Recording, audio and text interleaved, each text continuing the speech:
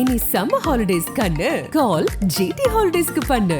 GT Holidays, South India's number 1 travel brand. நாம் இழந்ததை மீட்க, மத்தியில் உரிமைகளை கேட்க வாக்களிப்பீர் இரட்டை இலக்கு.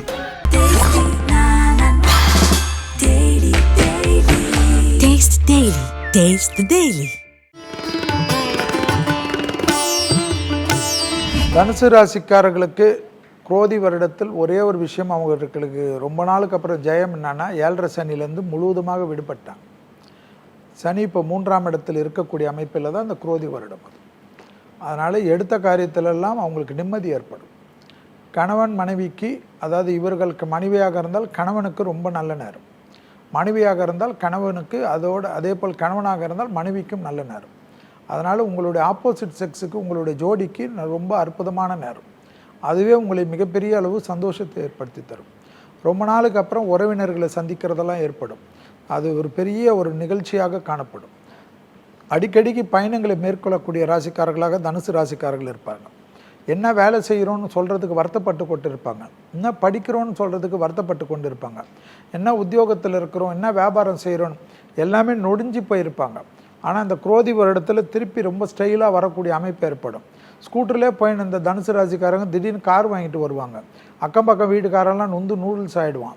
அந்த அளவுக்கு டெவலப்மெண்ட்டு டப்புன்னு ஏற்படுவதை கண்கூடாக பார்க்கலாம். அதே போல் பூர்வீக சொத்து இருந்த அமைப்பெல்லாம் மாறும். நல்ல சந்தோஷம் ஏற்படும். விடுபட்ட தெய்வ வழிபாடுகளை எல்லாம் நிவர்த்தி ஏற்படுத்தக்கூடிய ராசிக்காரர்கள் தனுசு ராசிக்காரர்கள் என்பதை ஞாபகத்தில் வைத்துக் கொள்ளுங்கள். தனுசு ராசிக்காரர்களுக்கு திருவெண்காடு புதன் ஸ்தலம்.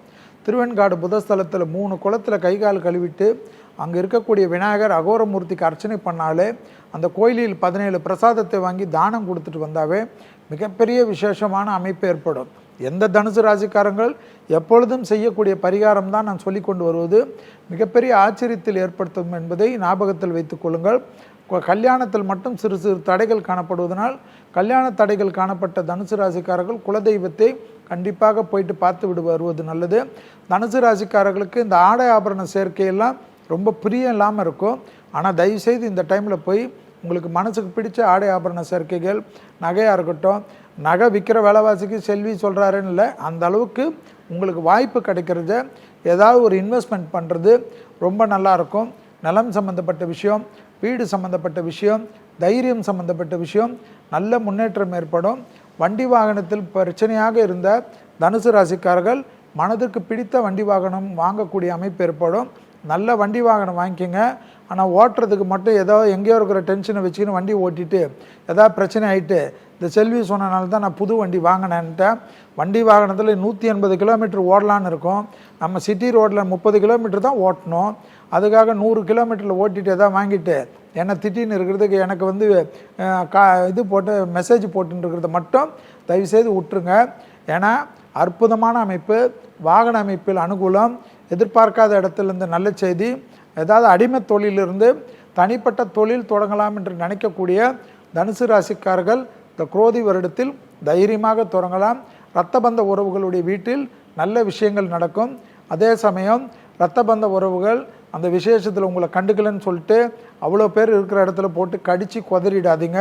கொஞ்சம் தனியாக கூட்டின்னு போய் ரூமை கதவை சாத்திட்டு நல்லா டிவி வச்சுட்டு திட்டிட்டு வர்றது நல்லா இருக்கும் என்பதை ஞாபகத்தில் வைத்துக் கொள்ளுங்கள். பரிகாரங்கள்லாம் நீங்கள் சொல்கிறீங்க, ஆனால் ரொம்ப சிம்பிளாக இருக்கே சார். ஒரு கோயிலுக்கு போங்க, ஒரு விபூதி குங்குமம் வாங்குங்க அப்படி சொல்கிறீங்க. அதாவதுங்க, எந்த கிரகம் கொஞ்சம் வீக்காக இருக்கோ அந்த இடத்துக்கு மட்டும்தான் நம்ம சொல்லணும்.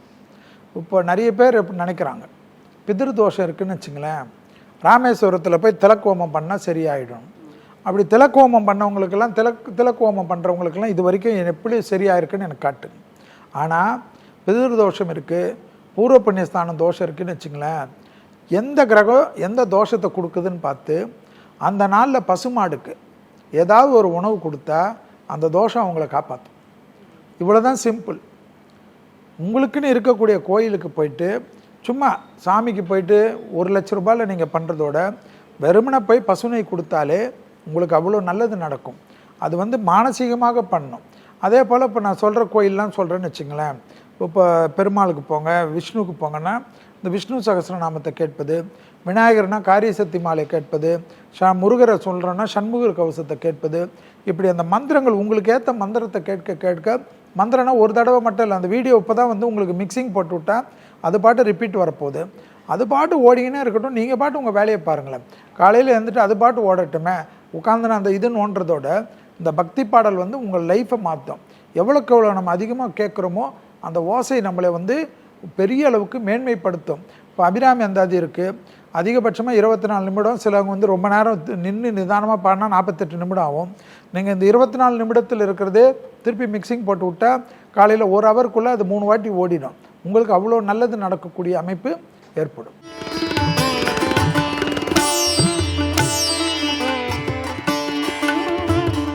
ஏப்ரல் 14ஆம் தேதி குரோதி வருடம் ஆரம்பிக்குது. பேரே வித்தியாசமாக இருக்குல்ல சார்? ஆமாம், தமிழ் வருட பிறப்புன்றது தமிழ் புத்தாண்டுன்னு சொன்னாலும் எல்லாமே வந்து சமஸ்கிருதத்தோடு இருக்கக்கூடிய பேர்கள் தான். அதில் வந்து நமது வந்து மொத்தம் 60 வருடங்கள் கொடுத்துருக்காங்க. இந்த 60 வருடத்தில் இப்போ நம்ம வரப்போகிறது வந்து 38வது வருடம். இது ரொட்டீனாக 60 வருடத்துக்கு அப்புறம் திருப்பி ஆரம்பிக்கும். அக்ஷயம் ஆரம்பித்து பிரபா வரைக்கும். அதில் வந்து இப்போ வந்து நம்ம வந்து சோபகிருது வருடம்னு 37வது வருடத்தில் இருக்கும். இது இப்போ முடிஞ்சு இப்போ நீங்கள் பேசுகிறது, நம்ம பேச போகிறது 38வது வருடம் குரோதி. குரோதின்றது வந்து நம்ம பாஷையில் குரோதமாக இருக்குது. ஆனால் அவங்களுடைய இந்த வெண்பாக்கள் ஒன்று ஒன்று உண்டு ஒரு தமிழ் புத்தாண்டுக்கும். அந்த வெண்பாக்கள் தான் ரொம்ப முக்கியம். அந்த வெண்பாக்களில் பார்த்திங்கன்னா குரோதி வருடம் கொஞ்சம் பொல்லாத வருடம் போல தான் உலகத்துக்கு காட்டுது. எல்லோரும் என்ன நினச்சிக்கிறாங்கன்னா தமிழ் புத்தாண்டு பலன்கள் செல்வி சொல்கிறாரு, எல்லா சேனல்லையும் மற்றவங்க சொல்கிறாங்கன்னா ஏதோ தமிழ்நாடுக்கு மட்டும் பார்க்குறாங்க. ஆக்சுவலாக வந்து பார்த்திங்கன்னா ஆங்கில புத்தாண்டு வந்து ஜனவரியில் ஆரம்பித்து டிசம்பரில் முடியும். தமிழ் புத்தாண்டு என்று நம்மளுடைய முன்னோர்கள் அந்த காலத்தில் மேஷத்தில் சூரியன் வரதை வச்சு கணக்கு போட்டது. அதாவது மேடத்தில் சூரியன் தான் நம்ம எல்லோரும் சொல்லுவோம். அதாவது சித்திரை 1 தமிழ் புத்தாண்டாக வச்சு இது உலகத்திற்கு பங்குனியோட அந்த வருடம் முடியும். அதனால் 12 மாதங்களை அப்படி முடித்து வச்சாச்சு. தை மாதம் வந்து திருநாளாக நம்ம வச்சுக்கிறோம், தைப்பொங்கல். ஆனால் அந்த சித்திரை திருநாள் தான் தமிழர்களுடைய புத்தாண்டு கொண்டாட்டமாக அந்த காலத்தில். அது அரசியலில் சிலவங்க ஜனவரி மாற்றினாலும் பஞ்சாங்கத்தின்படி தான் நிறைய பேர் நம்ம ஃபாலோ பண்ணுறதுனால அரசியல் அப்பப்போ நம்மளுடைய பழமைகளெல்லாம் மாற்றுவாங்க. ஆனாலும் நம்ம மக்கள் வந்து அந்த ஒரு சமயத்தில் ஒரு ஐப்பு இருந்தாலும் இது எதுக்குடா வம்புன்னு பழைய மாதிரி நம்ம முன்னோர்கள் கொடுத்ததுக்கு ஓடிடுவோம். ஸோ இப்போ சித்திரை திருநாள் இதுதான் நம்மளுடைய தமிழ் புத்தாண்டுடைய அமைப்பு. தமிழர் திருநாளாக ஜனவரி 14 நம்ம கொண்டாடினாலும் தமிழ் புத்தாண்டு என்பது சித்திரை. அது வந்து குரோதி வருடம். போர் மேகங்கள் நிறைய இடத்துல இருக்கும். வரி அதிகமாக போடுவாங்களாம். இன்னும் எந்த இடத்துல வரி போடுறதுக்கு இடமே இல்லை. அது மத்திய அரசாங்கம் இருந்தாலும் சரி, மாநில அரசாங்கம் இருந்தாலும் சரி. ஏன்னா அதிகாரிகள் என்ன பண்ணுவாங்க, இதில் ஒரு பட்ஜெட் துண்டுனா இங்கே ஒரு வரி போடுன்னுவாங்க.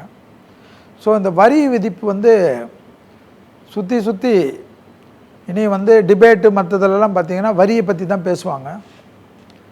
ஸோ 100 ரூபாய் சம்பாதிச்சா இப்போவே 55 ரூபா கொடுத்துட்றோம். இனி வந்து 65 ரூபா கொடுப்போமான்னு தெரியாது. மக்கள்கிட்ட பணப்புழக்கம் எப்படி இருக்கும்? அதான் முதல்ல ஃபஸ்ட்டு வந்து இந்த குரோதி வருடத்தில் கொஞ்சம் கஷ்டமாக இருந்தால் தானே அவனே கொள்ளடிப்பான்னு. ஸோ இதுக்கு மக்கள் வந்து கொஞ்சம் பணத்தெல்லாம் முதலீடு பண்ணுறதுக்கு முன்னாடி கொஞ்சம் சேர்த்து வச்சுட்டது, கொஞ்சம் எல்லாத்துலேயும் ராங் இன்வெஸ்ட்மெண்ட் பண்ணாமல் இருக்கிறது. தங்க முதலீடு, நில முதலீடு தான் நல்லதாக காட்டுது. குரோதி வருடம் ஆரம்பத்தில் ஷேர் கொஞ்சம் டெவலப் ஆகும். அதுக்கப்புறமா நடுவில் வந்து ஒரு 4 மாதத்துக்கு அப்புறம் அது கொஞ்சம் ப்ராப்ளம் ஆகும். ஸோ இதில் ஷேரில் டே டு டே ஷேர் பண்ணுறவங்க ரொம்ப ஜாக்கிரதையாக இருக்கணுன்றது தான் குரோதி வருடத்தில் காட்டக்கூடிய விஷயமா நான் பார்க்குறேன். அடுத்தது குரோதி வருடத்தில் முக்கியமாக பார்த்திங்கன்னா பெரிய அளவுக்கு பிரபலமானவர்கள், பெரிய பொசிஷனில் இருப்பவர்கள், இளம் வயதில் இருந்தாலும் சரி, தேக ஆரோக்கியத்தில் அதிக கவனமாக இருக்கணும். லீடராக இருக்கட்டும், சினிமா துறையினராக இருக்கட்டும், அதே போல் மியூசிக்காக இருக்கட்டும், ஸ்போர்ட்ஸில் இருக்கட்டும், அதாவது இண்டஸ்ட்ரியில் இருக்கிறவங்க கூட தேக ஆரோக்கியம், வாகன அமைப்பு, விபத்துகள் அதிகமாக இருக்குது. நிறைய நெருப்பால் பாதிப்பு வருது. நெருப்பு எளிதாக பற்றக்கூடிய இடத்துலலாம் கவனமாக இருக்கணும். ஆகாய மார்க்க விமானங்கள் விமான விபத்து காட்டுற மாதிரி ட்ரெயின் விபத்து காட்டு. அதே போல் வந்து கடல் மார்க்க விபத்துகள் இருக்குது இந்த பாடல். அடுத்தது நீங்கள் பார்த்தீங்கன்னா இந்த எல்லாமே நெகட்டிவாகவே இருக்குதுன்னா இருக்குது. பாசிட்டிவ் வந்து நீங்கள் எதெல்லாம் எடுத்துக்கணும், அந்த டெவலப்மெண்ட்டு, மெடிக்கலு, மற்ற விஷயங்கள், இந்த விஞ்ஞானத்தின் டெவலப்மெண்ட்லாம் காட்டுறதுனால அதெல்லாம் நம்ம ஒரு சந்தோஷமாக எடுத்துக்கலாம். ஏன்னா பெரிய பெரிய நோய்களுக்கெல்லாம் மருந்து கிடைக்கும்ன்றது ஒரு ஆச்சரியமான விஷயம். அடுத்தது நீங்கள் பார்த்தீங்கன்னா இந்த ஃபயர் விஷயங்கள், கலைஞர்கள், இண்டஸ்ட்ரியல்ஸு, தேகாரோக்கியத்தில், எதிரிகள் விஷயத்தில், தீவிரவாத விஷயத்திலெல்லாம், ஏன்னா நெருப்பு அதிகமாக வருதுன்னாவே ஏதாவது பாம் போட்டால் ஃபயர் பண்ணால் தானே வரும். அது மாதிரி அந்த நெகட்டிவ் ஆஸ்பெக்ட்ஸிலும் கவனமாக இருக்கணும்னு தான் இந்த குரோதி வருடம் காட்டுது. மருத்துவத்துறை நல்ல முன்னேற்றம் அடையும் பெரிய அளவுக்கு.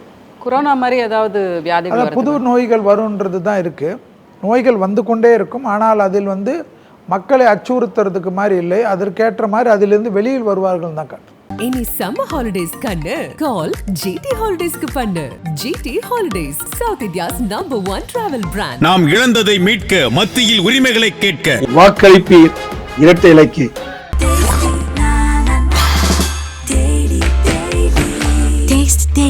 Taste the Daily.